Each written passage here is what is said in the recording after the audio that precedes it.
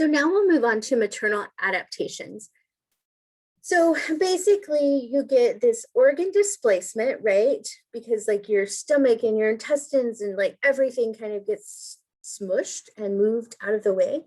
But then you also get this profound smooth muscle relaxation. And that smooth muscle gets relaxed around your blood vessels, but also like your mucous membrane. So you have a lot of rhinitis around your joints. And so women are more at risk of getting like twisted ankles or sprains or whatever. Not to mention they're off balance already because of their size. And then you might get some constipation because like this is smooth muscle in your intestine.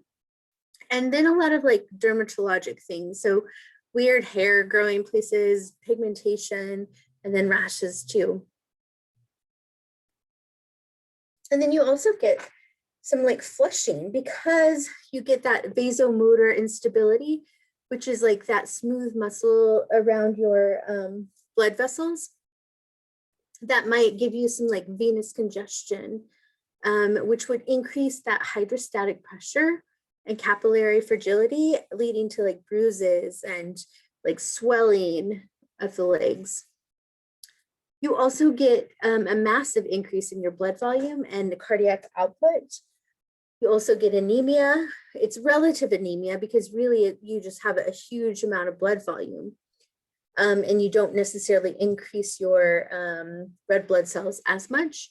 You get immune suppression, and that makes sense, right? Because you want that. You don't want to attack this little parasite growing inside your body. You have increased oxygen demands. You have insulin resistance, which we talked about.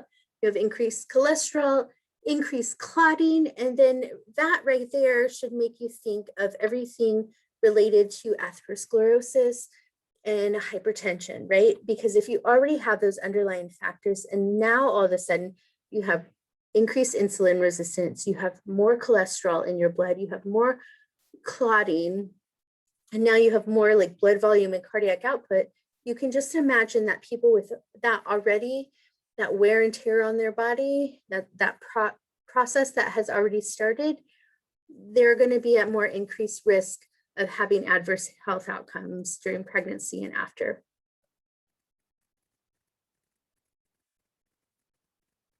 So here are some of the cardiovascular changes that occur. So during pregnancy, they occur in such a way that they kind of cancel out, right?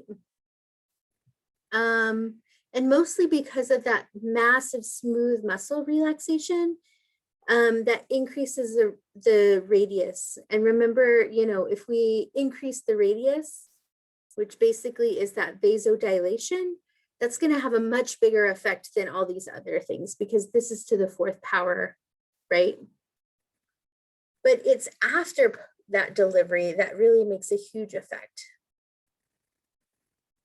And so you don't have to really memorize this because I will tell you what is, you know, most relevant, but you can imagine again, just with all of these different changes that anyone with like this atherosclerotic process that's already started, anyone with some wear and tear on their body, they're going to be at higher risk, right? And you can see, so during pregnancy, it's all supposed to cancel out. And then after delivery, the thing to look at, and you don't even have to look at what I'm talking about over here, but you can see that not everything returns back to the baseline, back to normal at the same time. So you have this like right after, you have this a few weeks after, this a few weeks after. And so that's where like all of this risk is going to come into play. Again, some more changes. They're just very cute. But you can see here how everything gets displaced, right? There's supposed to be some like intestines in here somewhere, but. So before we talk about postpartum changes, let's go through labor. And your modules will have a lot of different hormones and hormonal changes in them. What I want you to remember is the things that we talk about on this slide. So the uterine activity first is suppressed, and progesterone, relaxin, and other hormones really play a role in that. The uterus increases the receptors for oxytocin and prostaglandins. And prostaglandins, remember, though that word came up whenever we were talking about inflammation. So this is related to that. And it's really like when this change in estrogen to progesterone ratio occurs that you get phase 2, which is like the labor and delivery. So throughout pregnancy, everything is kind of in a quiet state until it reaches this like point of no return where now you have more estrogen to progesterone ratio because of these receptors. And then the receptors for oxytocin just like build and build and build until you get to that certain place. So then you have this stimulation, which is phase 2, and that's really the labor and delivery. Prostaglandins and oxytocin play a huge role in that. And then you have involution, and that's the delivery of the placenta, and that oxytocin plays a huge role in that. And we actually give supplemental oxytocin to help with some of that contraction. So you have, remember, we've talked about this a little bit. So you have fetal CRH. And this is after now the baby's HPA axis has developed. So that CRH isn't coming from the placenta anymore. It's now coming from the fetus. So you have fetal CRH and the HPA axis. And now the baby's adrenal glands are capable of producing androgens and cortisol. And that cortisol increases estriol because, or the androgens are changed to estriol in the placenta. And then that helps increase the expression of uterine smooth muscle receptors. So let me go through that one more time. So after the baby gets to a certain point and then they have a mature HPA axis, they start releasing their own CRH and their HPA axis is activated. Remember, the adrenal glands release the cortisol, but the adrenal glands also release androgens, which are like your testosterone. The placenta changes those androgens into estriol. And the estriol is what is responsible for like priming the uterus or increasing the expression of uterine smooth muscle receptors. And this is a really scary feedback, but it's, you know, it makes sense if you just look at it, right? So the maternal HPA axis, that has a negative feedback inhibition, right? So the HPA axis we talked about, once cortisol is released, it goes back up and it actually acts more on your hippocampus to just shut that whole thing down. But the placenta actually has a positive feedback. So cortisol actually stimulates CRH release. And so the stress response in that HPA axis plays a huge role in both like priming the uterus for delivery and then triggering delivery.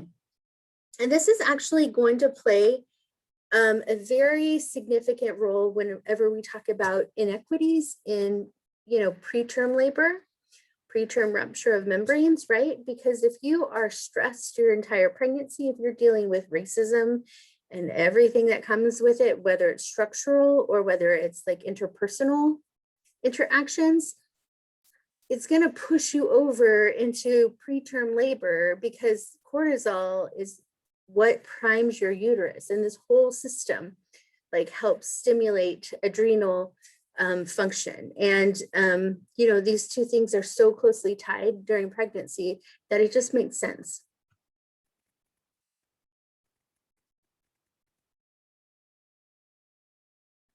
So then you have this progressive onset of uterine contractions with cervical change, and that is the definition of labor.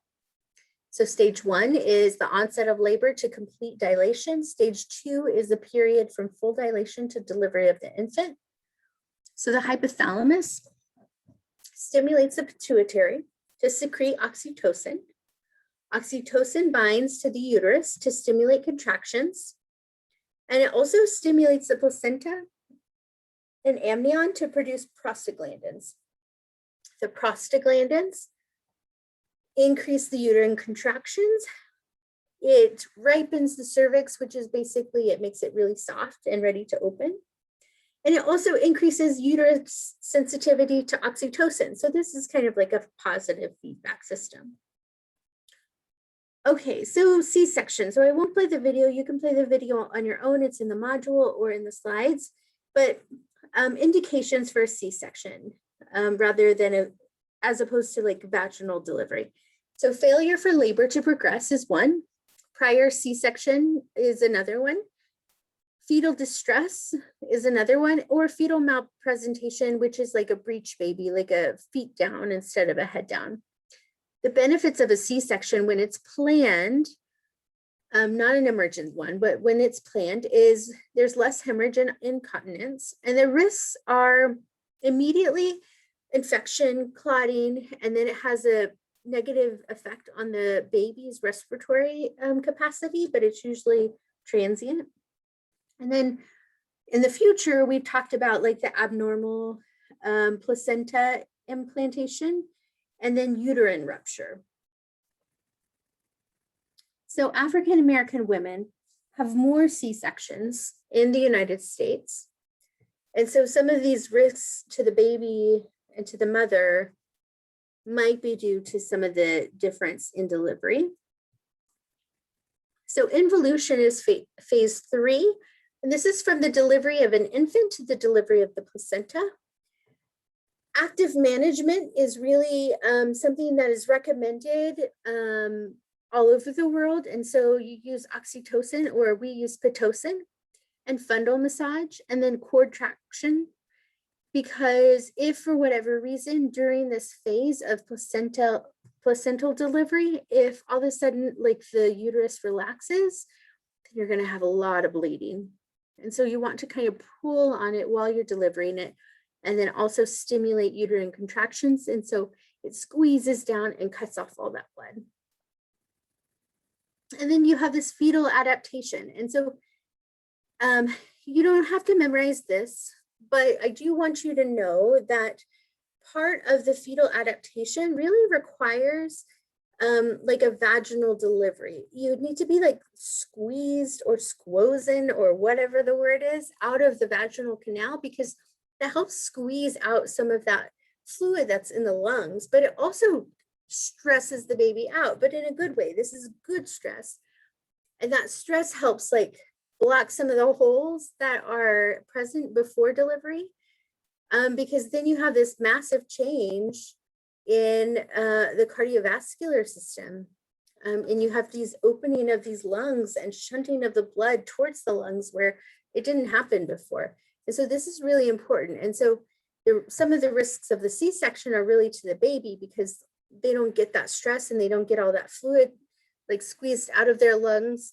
And so they can have the respiratory issues or the issues with the heart not closing the holes that it needs to close, but also, you know, they can also have issues with like the flora in their gut, which we're still kind of learning about, because the vagina has lots of good microbiota and good flora that like just fills every crevice as you're delivered. And that sounds kind of gross, but that's how we get, you know, colonized with the good bacteria. And so in the C-section, you don't necessarily get that.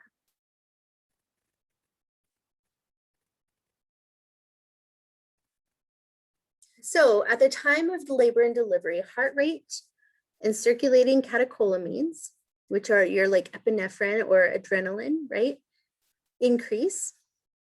And there's a whole lot of blood delivered to the circulation with each uterine contraction. So each uterine contraction, there's about 500 milliliters of blood delivered into the circulation. So you can imagine how that stresses the system. We were kind of at a wash, and now we've increased the heart rate, and now we're like pumping fluid into the system. And that creates a really hazardous scenario, right? Because if we're already having atherosclerotic plaques and then all of a sudden we just like overwhelmed our system, birth is a very dangerous process. to your cardiovascular health.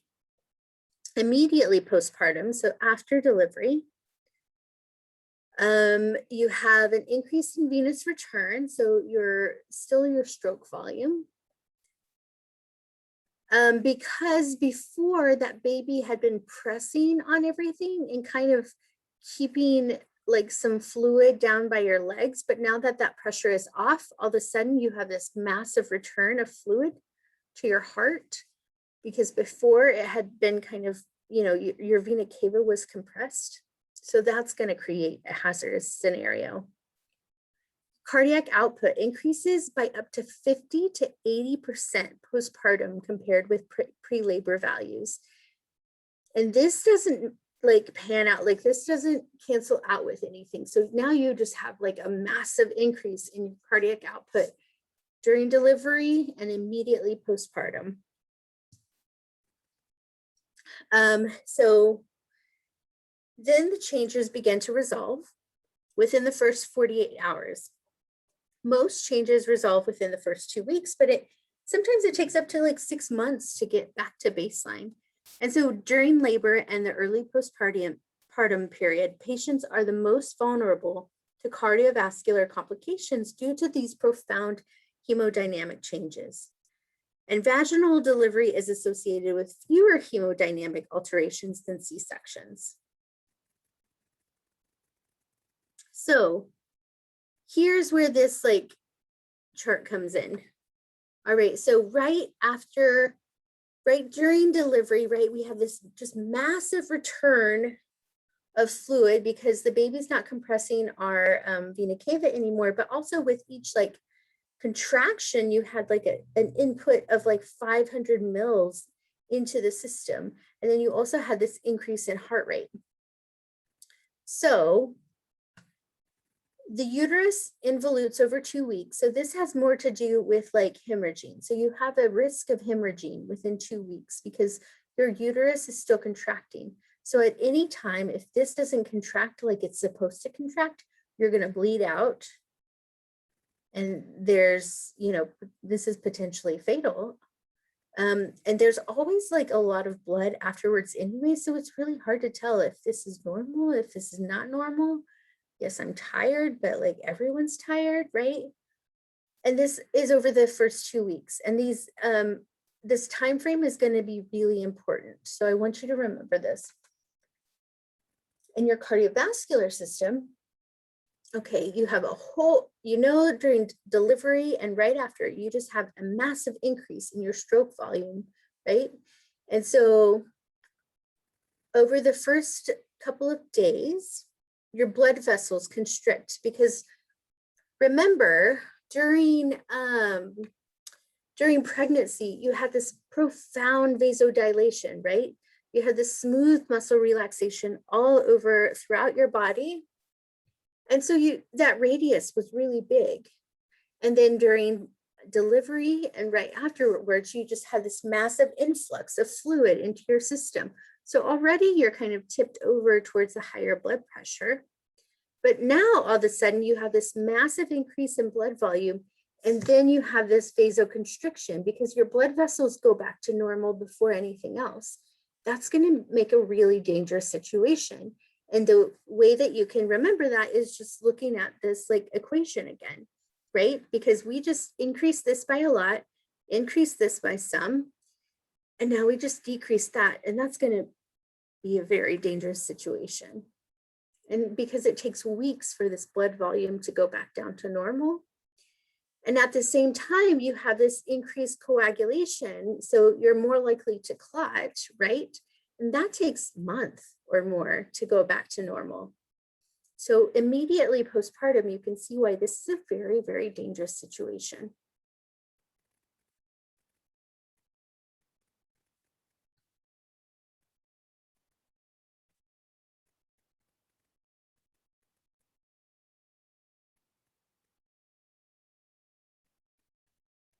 So we'll talk about lactation too, a little bit. Watch this video. I won't play it right now because you can watch it, but babies are like amazing right after delivery. There are lots of benefits both for the baby and for the mom. One of the benefits is lactation involves the same hormone, oxytocin, that we were using during delivery to make the uterus contract. And so lactation, when oxytocin is released from the pituitary gland, it makes this like smooth muscle contraction, both on your breast to squirt out milk, but also on your uterus. So some women will complain of like uterine cramping whenever they lactate, which that's, you know, a temporary thing, but it's great because then you have, you know, less chance of hemorrhaging. So, you know, that's a benefit for everyone, especially in the immediate postpartum. You also have like the flora that the baby gets from the breast milk that isn't received whenever they're formula fed. Oxytocin is also, you know, kind of related to that like love hormone. Babies have fewer respiratory tract infections, fewer gastrointestinal tract infections, fewer ear infections, less risk for diabetes later, less risk for mom to have diabetes, especially if she had gestational diabetes. You really want her to lactate. Also potentially higher IQ, but that involves a little bit more complexity. Less postpartum depression, which is profoundly impactful for the baby. Remember the moms, the mother rats who really wanted to lick her babies and like the effects on that? Well, that's kind of like a model for postpartum depression. If you really just can't lick your babies and groom them, that's going to have a big effect on infant health. It also decreases risk of cancer, leukemia, lymphoma for the babies later on. So it's just like basically every potential benefit you can get comes from breastfeeding.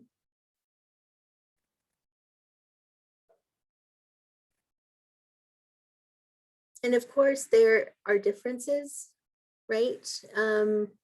Based on geography. So these are the moms who have ever breastfed.